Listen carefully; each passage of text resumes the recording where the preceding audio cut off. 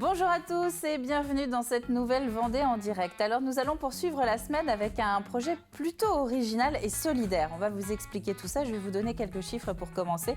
C'est une traversée de 500 km en 5 jours en meule des années 50 et 70. On va vous donner des détails pour les puristes et pour sensibiliser surtout au cancer du sein. Voilà, donc on a posé le décor, on va essayer de comprendre un petit peu maintenant comment tout ceci s'articule et tout pour nous parler de ce projet qui s'appelle les Meules de l'Espoir.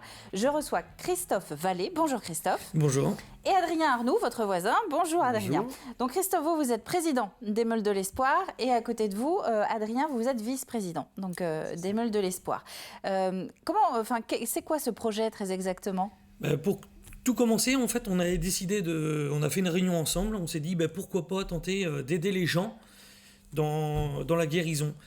On avait perdu deux amis d'une quarantaine d'années du cancer du sein.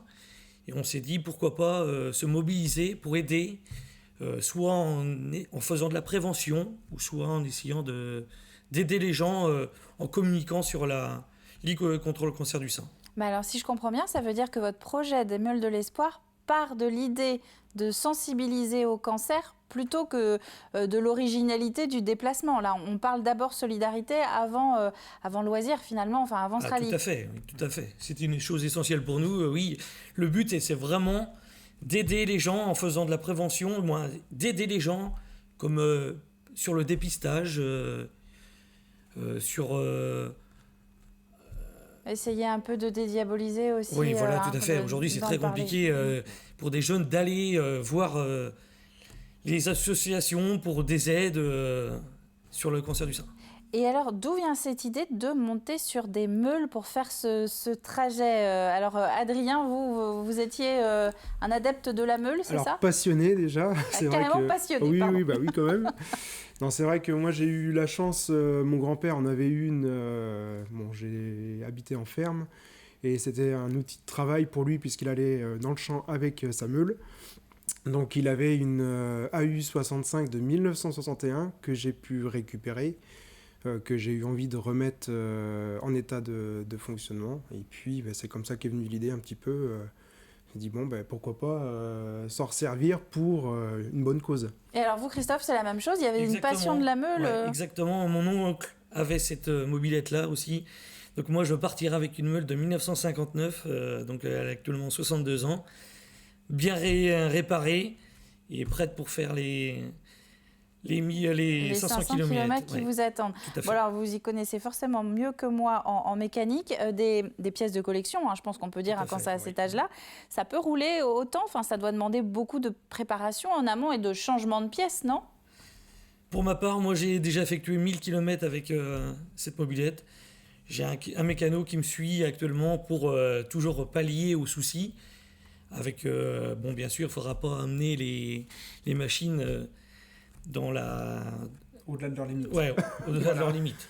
Et c'est quoi justement la limite d'une meule qui date de la fin des années 50 ou des années 70 ? Faire attention qu'elle ne chauffe pas, ça c'est sûr. Ne pas, aller trop vite. Faire attention, c'est sûr. Il faudra... vous n'avez pas la même structure de pneus actuellement sur une mobilette des années 2000 que sur des années 60 ou 50 ou 70. Donc c'est... une petite vigilance en plus à respecter, mais... Ce qui vous impose finalement un rythme de déplacement forcément un peu plus lent que si vous étiez parti sur des grosses motos, des grosses cylindrées. Et ce qui va vous permettre aussi peut-être de rencontrer plus facilement les gens en route, non ? Si on revient sur cette idée de sensibilisation.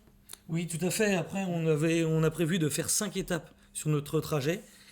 Et dans ces 5 étapes, nous allons en fait le soir même dormir au camping dans le but de faire des manifestations et de communiquer sur cette maladie-là.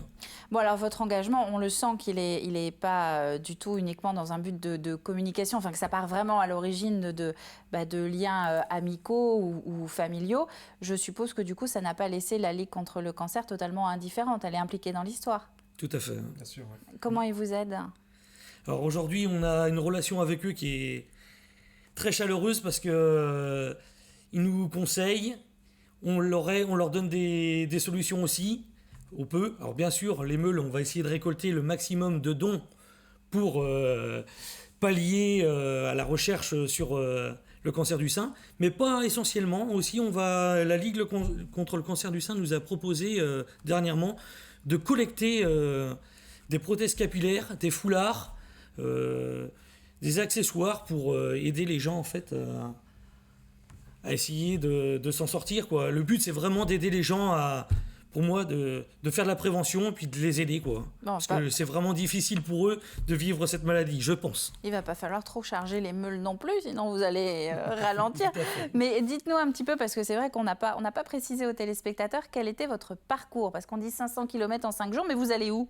On partira de l'établissement Saint-Gabriel le dimanche 18 juillet à 9h pour se diriger direction Clairvaux d'Aveyron. Et c'est où ça, Clairvaux d'Aveyron ? Donc en Aveyron, à côté pas très loin de Rodez. Tout simplement parce que moi j'ai de la famille qui est là-bas et puis on voulait vraiment que ça reste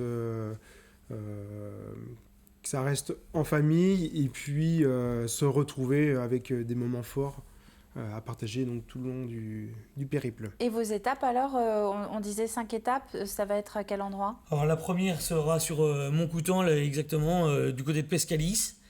C'est dans la Vienne, ça, ou les Deux-Sèvres ? Les Deux-Sèvres, tout à fait. Donc après, on partira sur les autres. On a un staff actuellement qui va partir prochainement pour finaliser le trajet. En fait. D'accord, ok.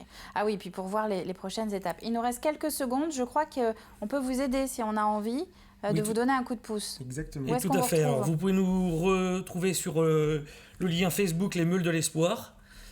Et puis aussi, je voudrais juste remercier quand même nos sponsors, Master Industrie, la municipalité de Saint-Laurent, la carrosserie Brochard, qui vont nous aider, tous ces partenaires qui nous tiennent et qui nous aident à réaliser ce fameux projet. Et puis qui croient dans votre engagement. Oui, tout à fait. Ouais, la municipalité de Saint-Laurent est vraiment là aussi pour nous aider. On était vraiment... Et je remercie surtout aussi les gens qui nous font juste un geste, un coup de pouce quand on passe en mobilette pour... C'est vraiment réconfortant. Bon, alors repérez-les bien. C'est la fin de cette émission. Regardez-les bien si vous les voyez sur le bord de la route. Là.